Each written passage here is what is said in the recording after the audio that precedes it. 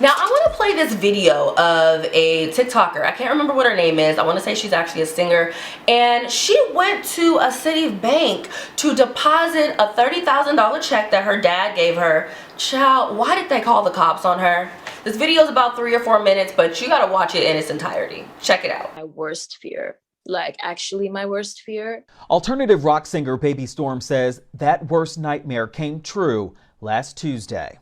She needs to keep the check for further investigation to see where it came from. Okay, well, she just told me that she does not confiscate checks. It happened at this city bank on the infamous Sunset Boulevard. A bank teller allegedly took Storme's check, refused to deposit it into her bank account, and told her it had to be verified. She says neither the teller nor the manager would give the check back. I said, do you confiscate the checks of everyone who comes in here? She said no. I said, so why did you confiscate mine? Yeah, because the back office need to investigate more on that check. Okay, but if that's the case, then why don't you confiscate the checks of everyone else who comes in here? You don't want to cash the check because it's a $30,000 check, and I'm black, and you're telling me you can't verify it. She says they stopped her from leaving the bank and called police, all because she started recording. Now they're locking me in the bank. They didn't lock you in the bank. Yeah, you're locking me. If it's closed, okay. Thank you very much. So that door is unlocked? No. So that door is unlocked? Only this down, so no customer coming. Okay, so no problem. So that door is unlocked? All of them is unlocked. Okay, no problem. But you have to wait here until police came. She says the teller then told security to get her car description. I was practically in there begging her to call my father so that he could give her whatever information, she needed, and she refused. You can't control what these tellers are going to do, especially as a black person. Baby Storme says that she will be filing a lawsuit against Citibank anyway. What they did to me, it's unacceptable. It shouldn't have been done to anyone. And to be honest, even if I wasn't, gonna press charges for myself, I feel like I have a moral responsibility to do it for everyone else who has been in my situation. And that's a lot of people. Now, the Shade Room did receive a statement from Citibank. It says in part, quote, that we have spoken with Janice Moffis, which is Baby Storme's real name, and are now working closely with her to resolve the issue in question.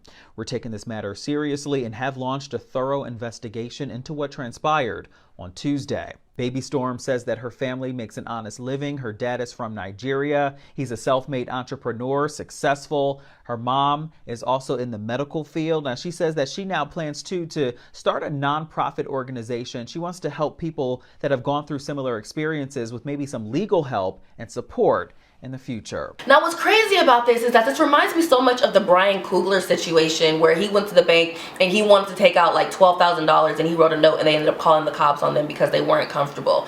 And I share all of this to say I need the world to understand that black people have money now, okay? Like, do people not know that black people are actually making 6 figures these days normally? Like, it's not abnormal for black people to make 6 figures, millions and more. Like, it's so crazy to me because at the end of the day, if she was a blonde-haired, blue-eyed white girl going in there trying to, cash her check from her father, she wouldn't have had these issues, all right? They wouldn't have confiscated that check like that. They wouldn't have called the check. They wouldn't have called the cops like that. And then you even have this lady that works for a bank that's like, they could have verified it. A former bank teller on TikTok even coming to her defense.